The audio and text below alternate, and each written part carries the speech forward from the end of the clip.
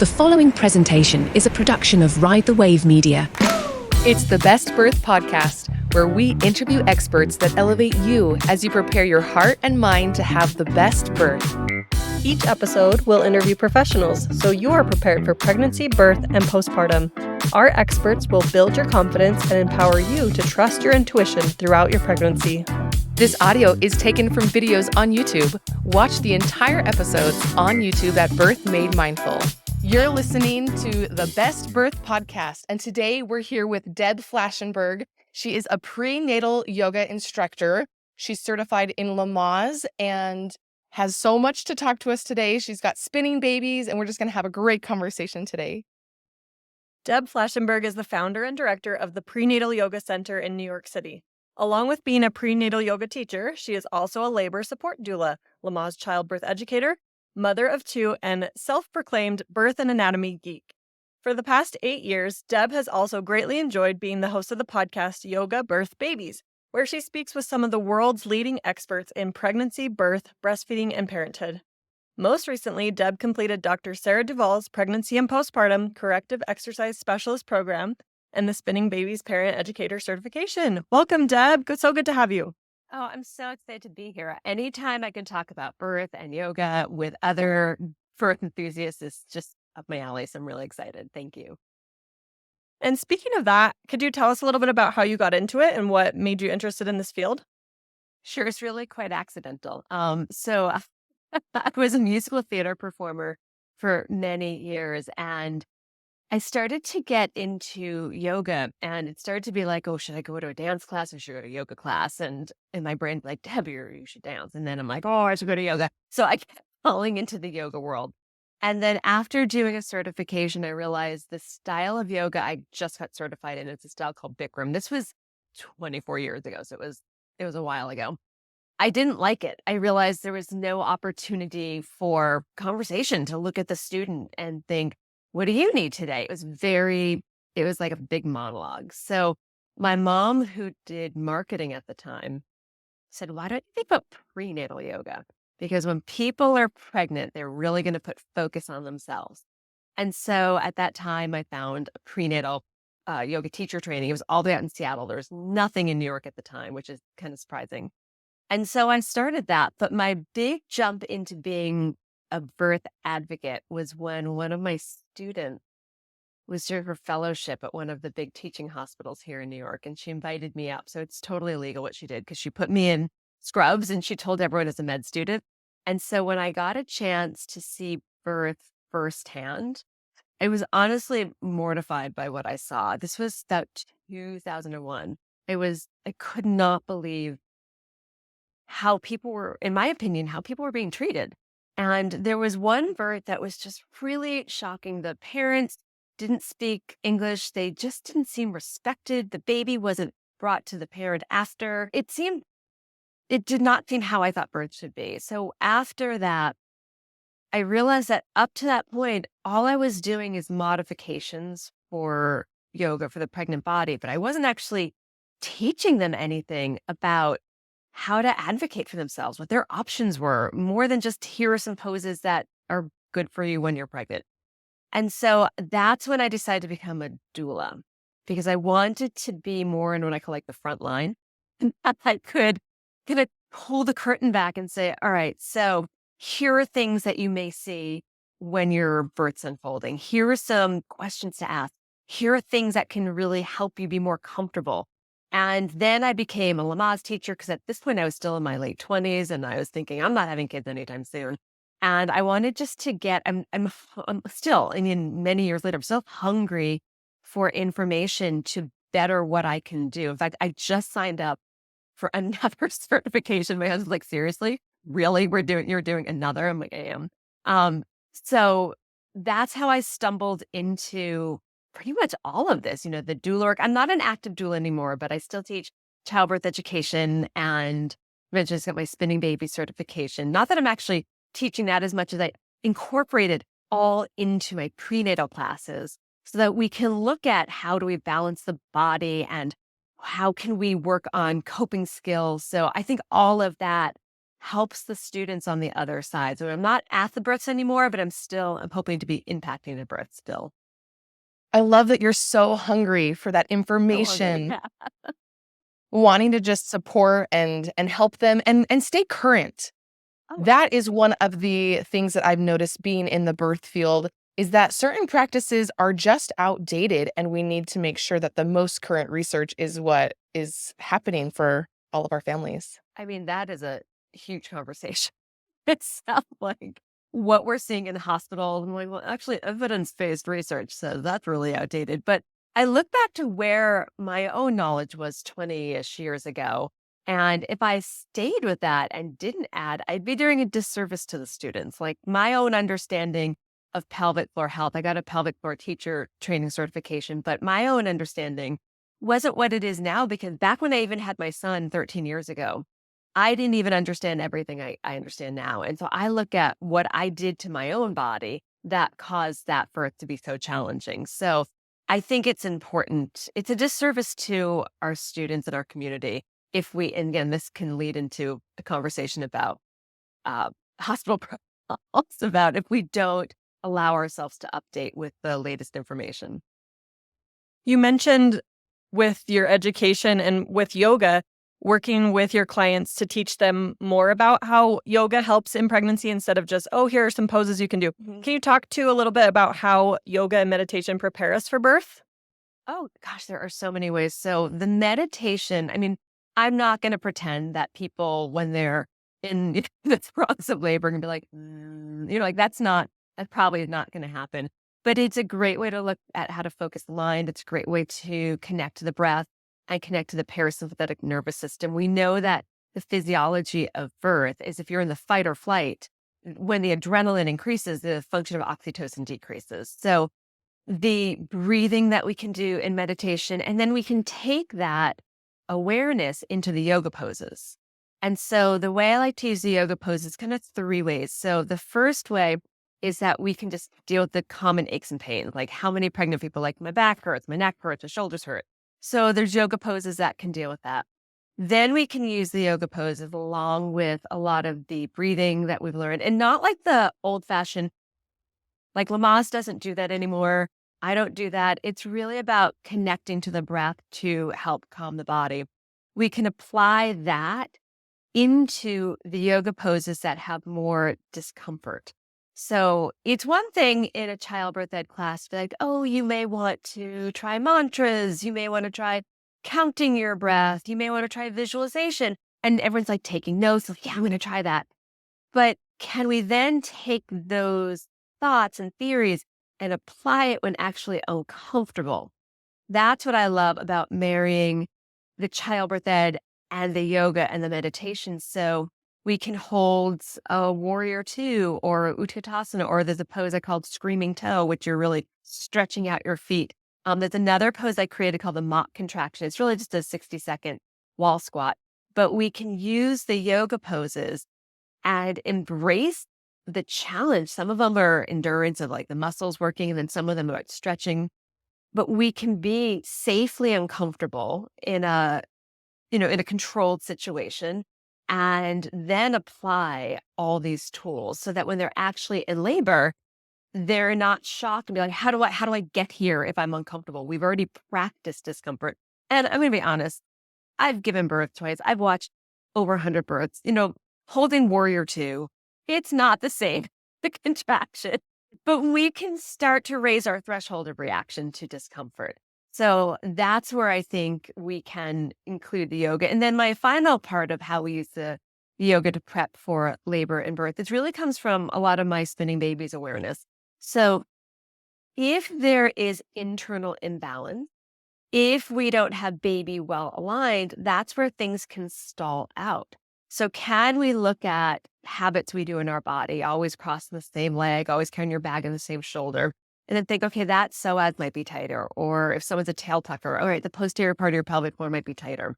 So how can we balance the bony structure and the pelvic floor and the soft tissue so that as baby descends and rotates, they're not hitting resistance, which can create maybe the baby's chin's moving away from its chest, maybe the head's now going to its shoulder, and all that misalignment of baby and pelvis, that can stall labor and that can make things really dysfunctional and that can add to more interventions. So we can use so much of the yoga practice more than just here's some poses, but to really set the way for hopefully a more functional birth. Would you say that most of that takes place in preparation, like the last few weeks of pregnancy, or are you actually doing a lot of these movements during labor? No, you're probably not doing a lot of I mean, some of them you might. I'm not teaching the spinning babies like forward leaning inversion in the prenatal class just because we don't have, the height to do so. But I am teaching certain ways to teach how to relax the psoas muscle. So a lot of it's preparation, but then the coping skills can go right into labor. And then, but we do things like we're getting on all fours, we're rocking the hips. I'm teaching them about the different levels of the pelvis, so they know external rotation is going to open the pelvic inlet. I teach about like an asymmetrical lunge. We know it's going to open up the mid pelvis. We look at internal rotation that opens up the outlet. So while I can't teach certain parts of spinning babies because we don't have the space, I do teach a lot of the principles that can go into labor. And I feel like you need to tell us more about spinning babies. Most of our listeners probably have never heard the term. I didn't know anything about it with my first pregnancy, but found it as I was preparing for a VBAC for my second. Okay, so I actually don't know when spinning babies originated, but Gail Tully is the founder of it. I've actually had the honor of having her on my podcast, I think 3 times. And I did the training and she was part of that. So she's amazing. So she was a midwife. And some of the theories came from another midwife, and then Gail kind of married it all together. So the idea is that if we use gravity, internal balance of the pelvis and the soft tissue, and baby alignment and movement, that can help the baby's journey through the pelvis without interruption, without, there's tension here in the pelvis, and then the baby's going to be affected. So she believes how we create movement, how we use gravity, and how the baby aligns can lead to a more functional birth. So that's incredible. Yes. Also, you mentioned with your classes, how does that provide connection for humans? We're wired for connection. And so do you find that your classes provide a support community in the perinatal state? We do, because we do something a little bit unusual that it's funny when we have brand new yoga students come and then they eventually graduate on, he'll come back like, they didn't ask anything about me. So we start this thing called circle time. And even when it's a packed class, we still do circle time. So circle time allows us to connect to each other and the students to each other and also tell me what I need to do for that class. So the students will go around, I'll call on everyone. Even when we do it online, we're still doing it. Even in hybrid, I'm like holding the iPad so the people at home can see the people in studio. So they're going to say their name, how far along they are, and then any aches, pains, or issues or requests. So that way I can tailor the class to what's going on. So if I planned a big shoulder opening, but the whole class is like, actually, my lower back hurt, I need to shift my gear because it's not about me, it's about what they want. But what's really fun is the students get to know each other's names. And then they also know what week they are. Oh, you're at 38 week. Me too. Where are you delivering? Who's your doctor? Oh, let's meet up after we bring our babies for walks. So they get to know each other differently than if you just set a mat next to one another and just kind of start class. They also I have to rein it in sometimes, but sometimes they give feedback. They're like, oh yeah, like right now in New York, it is hot. And we've been talking about swelling and all that. So one person's like, I just got compression hose and I got too many. Who wants my compression hose? So they'll share with each other.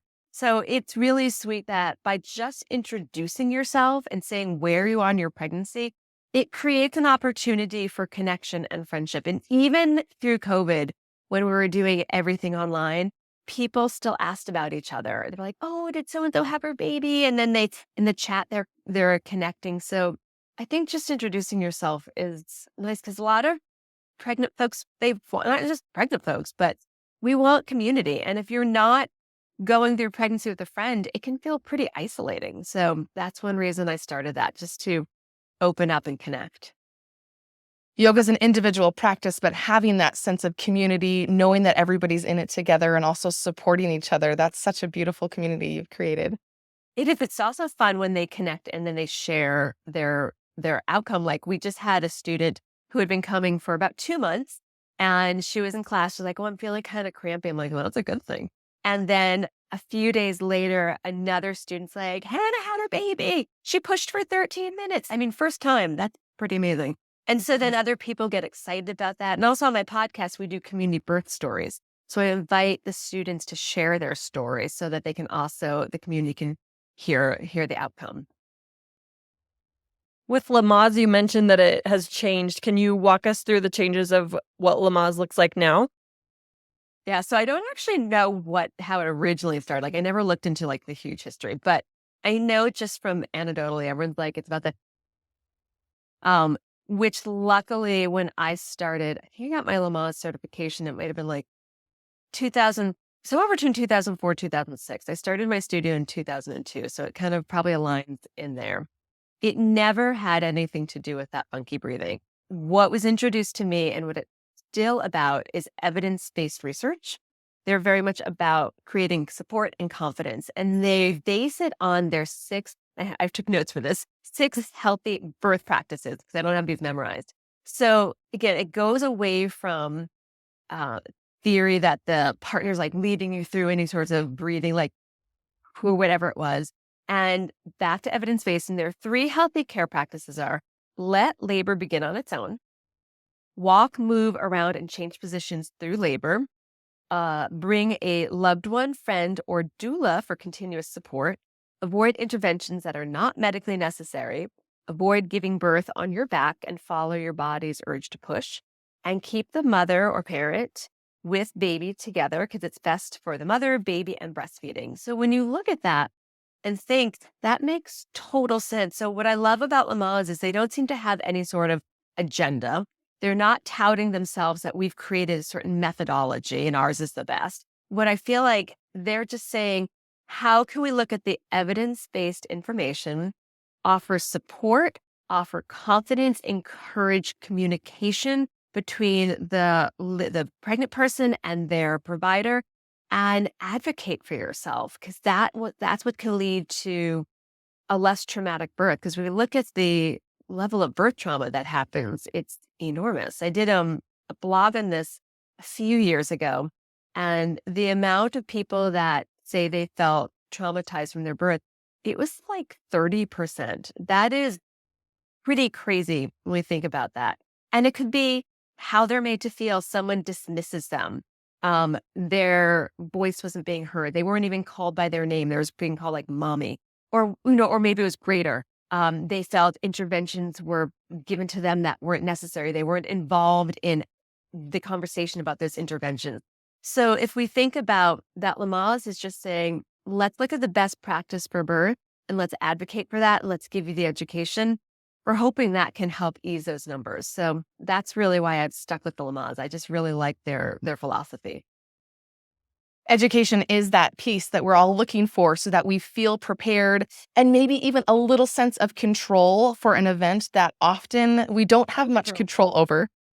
Yeah. And that's what I think is really important. If you can recognize that you've got or at least the team around you that you're confident in, and they've heard your wishes, then you can soften the grip of control and recognize that you've placed yourself in the hands of those that you believe in, not just like aimlessly, like, sure, take it, but that you've had that conversation of like, here's some of my birth preferences. Here's what I've learned.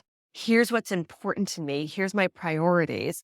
And I'm going to ask my team to really stand by me and help advocate, because we don't want the person in labor to have to be thinking about that. That's going to put them in that front of the mind, that front cortex. And then they're going to be not in like that labor land. So if they can do their education, get their team on board, share their preferences, then they can let that control go, because we can't, I'm a control freak. If I could control things, I would. But labor is one of those things that we have to ride the wild river.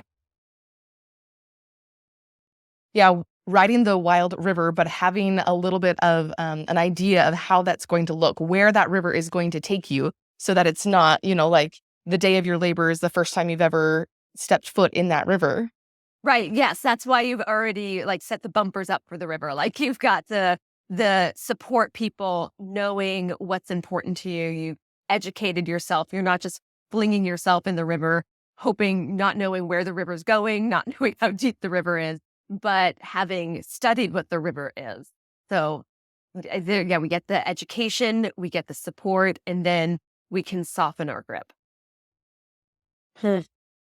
That's beautiful. I love how you brought in Lamaze and how it was all encompassing. And that's really our mission with this podcast, is to find the best birth for you, regardless of what that looks like, and just having that education to support that.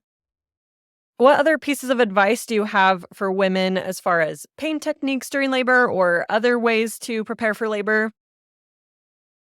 Definitely explore all your pain options. And what I also tell my students is don't assume that you have only one. So we know that the national average of using an epidural is pretty high. And I try to remind my students that you can't rely only on that.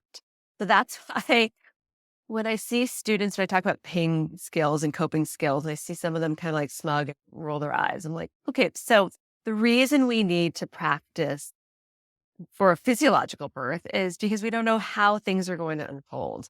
If we can prepare ourselves, you might have a really fast labor and not have a chance for medication that you might planned on. You might have a epidural that doesn't quite work. We know about 10% of epidurals don't work. So the more we can dive into preparing ourselves, I think the more we're going to be open for what does happen. So look at all the different coping skills. Look at all the different options of, do you want massage? Do you like mantras? Do you focus better when your eyes are closed? Do you focus better on an object? Get your partner as involved, or team. If you're not partnered, maybe your doula, as involved as possible so they know what resonates with you, and practice. I think practice makes progress. So that's why we do this stuff in our classes, like the challenging poses. You can do something else. I know, like in Lamaze, they have the 1-minute ice cube test where you're holding a cube of ice for a minute, which is uncomfortable. And then I like to bring the partner into that.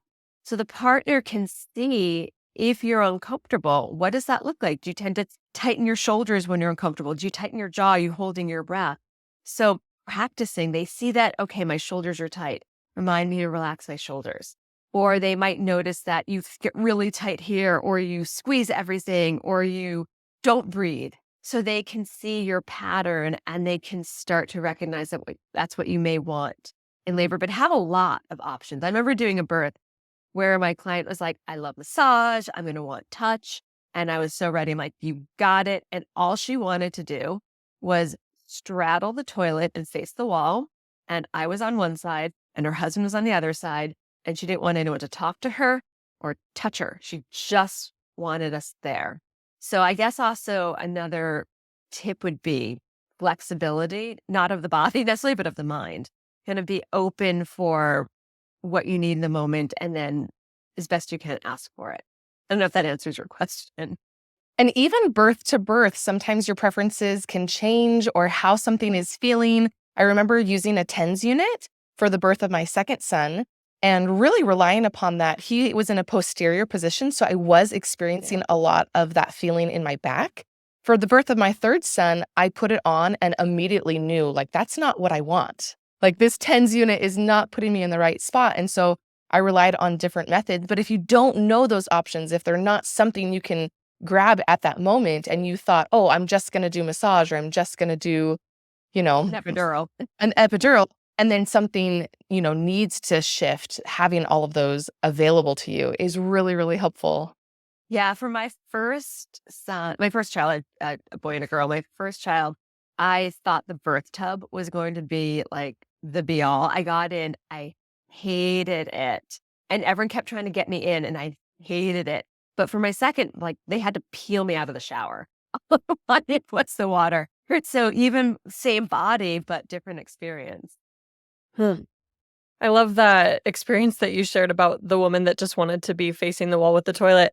Do you have a favorite stage of labor, or are there any other experiences you can remember when you attended births?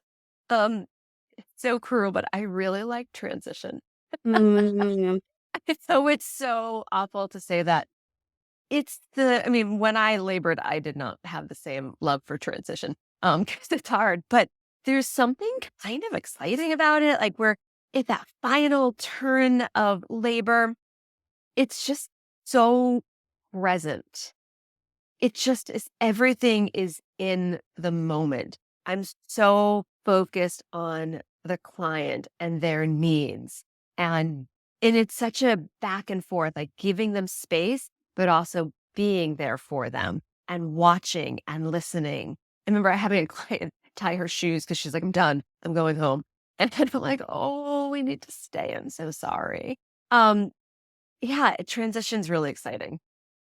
Would you say that transition is that moment where every individual says, like, I don't want to be here anymore? Oh, absolutely. I've given up. I'm done. I mean, I remember saying, I had home births. I remember saying to my midwife, I'm like, I think we should go to the hospital. I think I'm done. She's like, it's just so kind. Her name was Daisy. She was so kind. She's like, I hear you. What do you think's going to happen at the hospital that's different than here? And I'm like, they're just going to take the baby out. And she's like, no, they're not. I just turned around and like, how my husband's like, you were so pouty. I just walked back into my room and started crying. But it's that point. It's like, they call it hitting that wall or that crisis of confidence. Like, I can't do it. I don't want to do it. I give up. This is too much. And if the team knows the signs of labor, instead of being panicked that, oh my gosh, so and so's giving up, they can't do it, you can actually be like, oh no, this is a really good sign. It actually is telling us we are so close. So that's why I like transition. I remember that phrase, the only way out is through. Yep. And so when it comes to actually having your baby and delivering through your pelvis and having them come out, and even though it is a challenge and there's so much emotionally that is taking place of your confidence, knowing if you can do it, how long it's going to take. A lot of times in those last stages, you just don't know if you have the strength, and remembering that momentarily your baby is going to be placed in your arms, your hormones are going to react in a way that will provide that relief that you need, and looking forward to that moment instead of kind of sitting with where you're at currently. That can be a really helpful strategy. Yeah, no, that's great. I love that. Well, this has been such an exciting conversation with all of the different elements that you bring into your birth education. And like you mentioned, you also have a lot of different certifications. Do you feel like there are certain places that like every pregnant person has to look into when it comes to our preparation? I mean, self-serving, but I think they should do yoga. I think they should check out Prenatal Yoga Center. But I think the most important thing they can do for them is to feel that they're aligned with the team. So the first place they should look at in preparation is look back at who they've assembled. So the first step is to think, what do I really want? And who am I in this birth scenario? So if they're a low risk person, are they with a high risk practice? So they need to look back at themselves first. What do I want out of this? And then look at the practice, and then start to look at the support they can find to bring in. So clearly, I think prenatal yoga is helpful, definitely spinning babies. I'm also a fan of chiropractic work if someone knows how to do the Webster technique, and if they can work with a pelvic floor physical therapist. I think that'd be really helpful too. Fabulous. We've had so many of those guests on our podcast as well. We share a Mom Squad secret every week, and this one is by Danny. She says, contractions are not stronger than you can manage because they are you. That's how strong you are. Don't try to resist your strength. Embrace it and try to feel exactly where it's centered from. That will help contractions be the most effective. Create a birth environment that is quiet, dark, and utilizes water, if that's your preference. That is beautiful. Oh, I love that. Well, do you have any other resources, books, or experts that you would like to share with our listeners today? Oh, definitely. All right. So I would say check out Spinning Babies. One of my favorite books that we actually include in our prenatal teacher training is Transformed by Birth by Britta Bushnell. I love her book. I'm also fortunate enough to be friends with her, so she's wonderful. But her book is really, really meaningful. So I have that at our studio. We have a lending library. I think I have like 3 copies. So definitely check that out. And then, yeah, get your body moving. I think that's probably the best thing you can do. Oh, movement, it just feels good. It helps the labor process go smoothly. That's great advice. I wanted to share a quote from the book Natural Childbirth, The Bradley Way. And Susan says, birth is not only about making babies, birth is about making mothers. Strong, competent, capable mothers who trust themselves and know their inner strength. That is wonderful. You have definitely shared with us today how all of this preparation can help us to increase our confidence, to know of our inner strength. We thank you so much for your time today, Deb.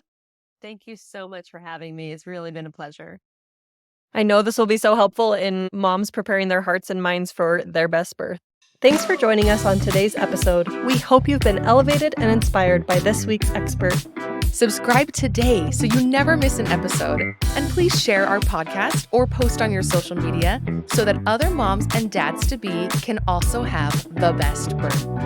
Please note that the information provided is based on the expert's insights and personal experience. It is not intended as medical guidance. Please seek the advice of your medical provider as it applies to your specific condition.